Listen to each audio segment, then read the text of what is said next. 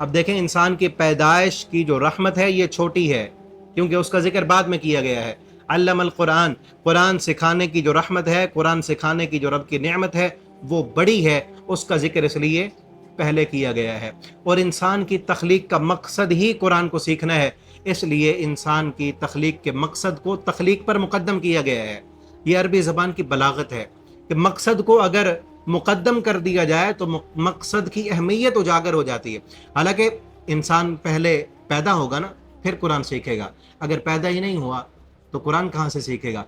پیدائش کا ذکر اللہ نے بعد میں کیا ہے، قرآن کی تعلیم دینے کا ذکر پہلے کیا ہے۔ تو اس سے یہ معلوم ہوتا ہے کہ انسان کی تخلیق کا مقصد قرآن کا علم حاصل کرنا ہے، اور یہ قرآن کو سیکھنا انسان کی تخلیق کا اتنا اہم ترین مقصد ہے کہ اس مقصد کو اللہ نے تخلیق پر مقدم کر دی ہے، پہلے اس کا ذکر کیا ہے۔ اس سے یہ بھی ایک نقطہ نکالا گیا ہے کہ اگر کوئی انسان پیدا ہونے کے بعد اپنے اس مقصد کو پورا نہیں کیا تو وہ ایسے سمجھ لو وہ انسان پیدا ہی نہیں ہوا۔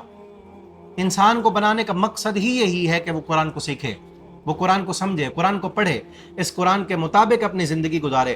اگر ایک انسان پیدا تو ہو جاتا ہے، پیدا تو ہو گیا، لیکن پیدائش سے پہلے جس مقصد کا ذکر اللہ نے قرآن میں کیا ہے اس مقصد کو وہ پورا نہیں کر رہا تو اللہ کے کاغذوں میں وہ انسان پیدا ہی نہیں ہوا، وہ انسان مردہ ہے، وہ انسان مردہ ہے۔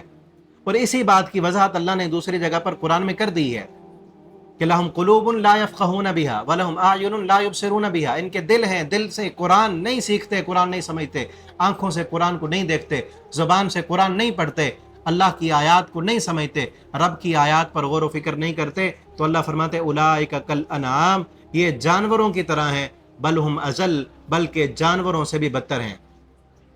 اور نبی کریم صلی اللہ علیہ وسلم نے صحیح البخاری کی حدیث ہے، آپ صلی اللہ علیہ وسلم نے بھی وضاحت کر دی کہ انسان الذی یذکر اللہ ولا یذکرہ، وہ انسان جو اللہ کا ذکر کرتا ہے اور اس کے مقابلے میں وہ انسان جو ذکر اللہ کا نہیں کرتا، قرآن کی تلاوت نہیں کرتا، قرآن نہیں سمجھتا، قرآن نہیں پڑھتا، کمثل الحی والمیت، ان دونوں کی مثال زندہ اور مردہ کی طرح ہے۔